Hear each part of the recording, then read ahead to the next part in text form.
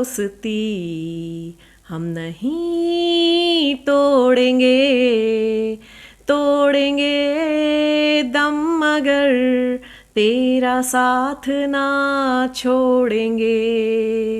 ये दोस्ती झुकी झुकी सी नजर बेकरार है कि नहीं, दबा दबा सा सही दिल में प्यार है कि नहीं, झुकी झुकी सी नजर। नमस्कार, मेरा नाम अनुराधा चांडक है और मेरा जन्म वैसे तो जबलपुर में हुआ है, पर मेरा बचपन गाडरवाड़ा में बीता है। गाडरवाड़ा वो शहर जिसने महर्षि महेश योगी, ओशो, आशुतोष राणा और सोनू निगम जैसी हस्तियों का बचपन देखा है। और वहाँ मैं टैगोर विद्या निकेतन में पढ़ती थी। मेरा जो प्राइमरी एजुकेशन हुआ है वो वहाँ हुआ है। उसके बाद मैं मुझे जयपुर जाने का मौका मिला और जयपुर में महारानी Gayatri Devi girls public school में मेरा एजुकेशन हुआ। मेरे स्कूल की एक बहुत ख़ास बात थी कि उस वक्त की जो सेलिब्रिटी थी महारानी गायत्री देवी, उन्हें हमें बहुत करीब से देखने का मौका मिला, क्योंकि महारानी साहिबा स्कूल में बहुत फ्रीक्वेंटली आया करती थी। और मुझे लगता है कि उस समय की वो एक आधुनिक और सांस्कृतिक महिला थी। तो हमने उन्हें पोलो के बाद वाइट पैंट और टी शर्ट में भी देखा है, तो उन्हें बहुत वो ग्रेसफुल शिफॉन साड़ियाँ और गले में प्यारी सी मोती की माला के साथ भी देखा है। उनके साथ काफ़ी सारी महारानियाँ हमारे स्कूल में विजिट करती थी, बहुत सारे इवेंट्स होते थे। तो और वो खुद पर्सनली स्कूल के लड़कियों के डेवलपमेंट में, ग्रोथ में, उन्हें अच्छे एक्सपोजर मिल सके, उसके लिए वो काफ़ी सारे एफर्ट्स लेती थी। ऑल ओवर वर्ल्ड से काफ़ी सारे गेस्ट आया करते थे हमारे स्कूल में। मुझे लगता है शायद जिसने मुझे बहुत एनरिच किया है उन लोगों को देखकर।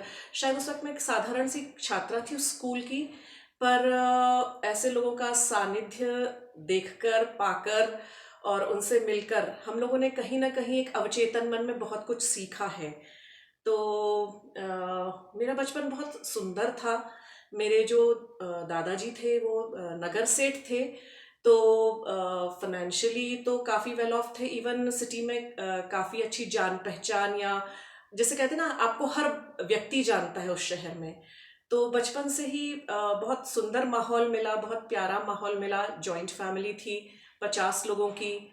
तो मेरे यहाँ पढ़ने लिखने का बहुत शौक था। लक्ष्मी के साथ साथ सरस्वती का भी बहुत सुंदर वरदान था। और मुझे लगता है कि उस वक्त जितनी भी हिंदी मैगजीन्स और न्यूज़पेपर्स हिंदुस्तान में छपते होंगे, शायद हर पत्रिका, हर समाचार पत्र मेरे घर में उपलब्ध होता था। और हम लोग सभी लोग पढ़ते थे, और पढ़ने के बाद उस पर बहुत सारे डिस्कशंस हुआ करते थे। मेरे जो बुआ थी, मेरे जो काका थे, तो ये लोग बड़े यंग हुआ करते थे उस वक्त, और हम बच्चे हुआ करते थे। तो हम इन लोगों के डिस्कशन सुना करते थे। और ये लोग लिखने के भी, मेरे परिवार में सभी शौकीन थे। तो कभी किसी का किसी न्यूज़पेपर में आर्टिकल आ रहा है या कुछ हो रहा है, तो हम लोगों को उस पर पढ़ने का, मनन करने का, विचार करने का बहुत अच्छा मौका मिलता था। जिसने, मुझे लगता है कि जो मेरी एक रीडिंग की हैबिट है वो मुझे मेरे परिवार से मिली है। और एज अ किड ऑल्सो मुझे लगता है कि मुझे खेल खिलौनों से ज़्यादा मुझे किताबें गिफ्ट में मिली थी बचपन में। और कभी ऐसा नहीं होता था कि हम कहीं गए तो कोई हमने किताब खरीद कर नहीं लाई, और या फिर हमारे परिवार में कोई गया और हमारे लिए कोई किताब नहीं लाया। तो बच्चों का भी जो साहित्य था वो बहुत अच्छे से, अच्छी क्वांटिटी में हमें पढ़ने मिला, जो मुझे लगता है कि जिसने मेरा बचपन या मेरे जीवन में एक बहुत अहम रोल निभाया है। वैसे भले ही हम जॉइंट फैमिली में थे, पर हमारा परिवार, जो इमीडिएट फैमिली होती है वो बहुत छोटी थी। मेरे पापा के कोई रियल ब्रदर नहीं थे, 2 बुआएं। और मम्मी पापा, मेरे पापा वैसे तो घर में कृषक व्यवसाय है, कृषि व्यवसाय, तो खेती किसानी करते हैं। और मेरी माँ होम मेकर एज यूजुअल, जैसा कि एक ऑर्डिनरी मारवाड़ी परिवार में होता है। मेरा भाई चार्टर्ड अकाउंटेंट, जो कि इंदौर में सेटल्ड है, भरत काबरा। और मेरे पिताजी का नाम घनश्याम दास जी काबरा, मम्मी निर्मला जी काबरा। और बहुत प्यारा सा परिवार था। मेरी माँ उस वक्त अपने समय में मैट्रिकुलेशन में उन्होंने राजस्थान में टॉप किया था लड़कियों में। तो बेहद होशियार और बेहद समझदार और सुशील माने जाने वाली महिला थी। तो मुझे लगता है कि वैसे भी मुझे लगता है हर बच्चे के जीवन में उसकी माँ का जो रोल रहता है वो बहुत इम्पोर्टेंट रहता है। तो मेरी भी माँ का बहुत सारा इफ़ेक्ट मेरे ऊपर पड़ा। मैंने मेरी माँ से बहुत सारी चीज़ें सीखी। और राजस्थानी परिवारों में विवाह जल्दी हो जाता है, तो मेरी जो शादी थी वो 18 वर्ष की उम्र में हो गई। मेरे पति श्री अमित जी चांडक, जो चेन्नई में बॉर्न एंड ब्रॉट अप थे, चेन्नई में मेरा ससुराल था, चेन्नई में शादी हुई। और उसके बाद हम अपने पारिवारिक दायित्वों के चलते, अपने व्यापार के चलते शोलापुर में स्थायी हुए। और मेरे जीवन में दो महिलाओं का बहुत ज़्यादा इन्फ्लुएंस रहा। एक मेरी मम्मी और दूसरी मेरी सास। मेरी सास भी बहुत ज़्यादा होशियार और बहुत तौर तरीके और कायदे वाली महिला थी। तो मैं तो 18 साल की टेंडर उम्र में ससुराल आ गई थी, तो मुझे बहुत कुछ उन्होंने सिखाया। इनफैक्ट मैं कहूँ तो मुझे घड़ा उन्होंने, मेरी माँ ने मुझे जन्म दिया। क्योंकि हम पीहर में जब मायके में जब रहते हैं तो पीहर में हम बहुत कैजुअल तरीके से रहते, कोई भी चीज़ सीरियसली नहीं लेते हैं कि हाँ ठीक है, बोल दिया, सुन लिया, देख लेंगे, कर लेंगे। पर जब हम ससुराल आते हैं तो एक जिम्मेदारी का एहसास होता है कि मैं बहू हूँ, या मुझे इस नए परिवार को अपनाना है, या ये लोग मुझे अपनाएं, ऐसा मुझे कुछ अपना जीवन रखना है।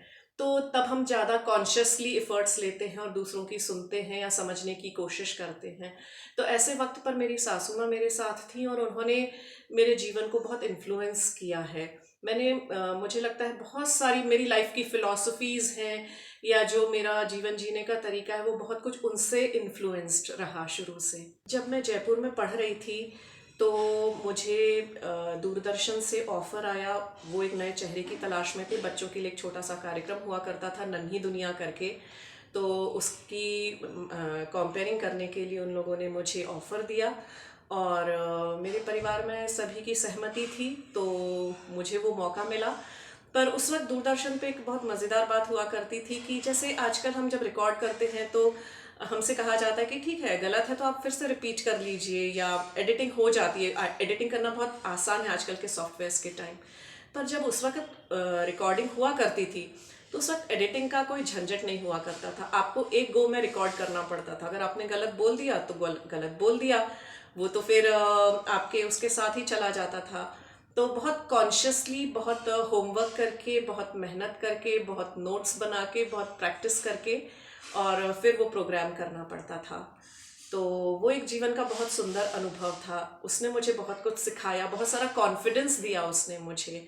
वैसे हिंदी मेरी मातृभाषा है, पर शुरू से अंग्रेज़ी मीडियम में पढ़े होने की वजह से मुझे बहुत ज़्यादा ऐसे हिंदी में बोलने का या काम करने का मौका नहीं पड़ा। पर दूरदर्शन के कारण हिंदी से वापस मेरा एक बार जुड़ाव हुआ, वापस मैंने बोलना पढ़ना शुरू किया। क्योंकि जिस भाषा में आपको बोलना है तो उस भाषा में आपको जानकारी या उस लोकली कनेक्ट होने के लिए आपको उसका रोज के समाचार और ये सब पढ़ने होते हैं। तो मुझे लगता है कि थैंक्स टू दूरदर्शन, जिसके कारण से हिंदी से मैं वापस से कनेक्ट हो पाई। और डेफिनेटली मेरी मदर टंग है, मेरी मातृभाषा है, तो वैसे भी हिंदी से मेरा हमेशा से बहुत गहरा जुड़ाव रहा है। जैसा कि आपने पूछा कि यशस्वी होने के लिए लाइफ में क्या करना चाहिए, तो मुझे लगता है कि यशस्वी होने के लिए सदैव परिवर्तनशील रहना चाहिए। बहुत लोगों के साथ ऐसा होता है, उनका सोचना या कहना रहता है कि जी हम नहीं बदलते हैं, हम जैसे हैं वैसे हैं। पर मुझे लगता है कि खुद को हमेशा अपग्रेड करते रहना चाहिए। जो कुछ नया सीखने को, जानने को मिले, वो सीखते जाना चाहिए। और हर व्यक्ति के पास आपको कुछ ना कुछ सिखाने के लिए ज़रूर होता है, भले ही वो बहुत ही ऑर्डिनरी व्यक्ति हो या बहुत खास व्यक्ति हो। सब में कुछ ना कुछ ऐसी खूबियाँ ज़रूर होती हैं कि जिनसे आप सीखकर अपना जीवन बेहतर बना सकते हैं। तो दूसरों के अनुभवों को ज़रूर सुनना चाहिए और उन अनुभवों को हम अपने जीवन में कैसे उपयोग में ला सकते हैं, ये कोशिश मुझे लगता है सदा करते रहना चाहिए। मुझे राष्ट्रीय सचिव होने का भी बहुमान मिला और वो भी मेरे लिए एक बहुत बड़ी लर्निंग थी, क्योंकि हमारे डिस्ट्रिक्ट 313 से बहुत बरसों बाद, मेरे ख्याल से करीब 35 सालों बाद कोई राष्ट्रीय सचिव के पद पर आया था। तो ये सबके लिए गौरव की भी बात थी और बहुत सारा लर्निंग था इसमें मेरे लिए। और कोई भी चैलेंजेस लाइफ में अगर आते हैं तो मुझे ऐसा लगता है कि वो हमें कुछ ना कुछ सिखाने के लिए आते हैं, उससे हमें कुछ ना कुछ सीखने का मौका मिलता है। तो मैंने मेरे लाइफ के चैलेंजेस से बहुत कुछ सीखा है और बहुत अच्छे से अपने आप को ग्रूम करने की कोशिश की है। फ्रेंड शबनम, मेरी फेवरेट मूवी 3 इडियट्स, मेरे फेवरेट एक्टर शाहरुख खान, मेरी फेवरेट एक्ट्रेस दीपिका। आपने पूछा जीवन का सबसे आनंद का क्षण, तो मुझे लगता है मेरा हर क्षण बहुत आनंदित जाता है, जिसके लिए ऊपर वाले को धन्यवाद अदा करती हूँ मैं। स्थल बोले तो मुझे ऐसी जगह जाना पसंद है जहाँ मैं प्रकृति के बहुत करीब जा सकूँ। खाने में मुझे चॉकलेट बहुत पसंद है, मीठा। बात करूँ तो मुझे लगता है कि जिस वक्त जिस लेखक को पढ़ रही होती हूँ उस वक्त उससे एक बहुत स्ट्रॉन्ग कनेक्शन महसूस करती हूँ। तो इसलिए अभी तक एक फेवरेट लेखक जैसा कोई नहीं है, पर जिन्हें भी आज तक पढ़ा है उसमें भी बोलना चाहूँगी कि तस्लीमा नसरीन को जब मैंने पढ़ना शुरू किया था तो मुझे ऐसे लगा कि ये वो लिख रही है जो मैं सिर्फ सोच पा रही थी। तो कहीं ना कहीं तस्लीमा नसरीन से बहुत स्ट्रॉन्ग कनेक्शन महसूस करती हूँ मैं। ज़्यादा मैं जिसके करीब हूँ मेरी छोटी ननद, क्योंकि वो मेरी हमउम्र भी हैं और हम दोनों ने काफ़ी सारी चीज़ें एक साथ देखी हैं, समझी हैं, सीखी हैं। तो उनसे मैं बहुत स्ट्रॉन्ग कनेक्शन फील करती हूँ। मैं किसको मिस कर रही हूँ इस वक्त, तो मेरी सासू माँ को। और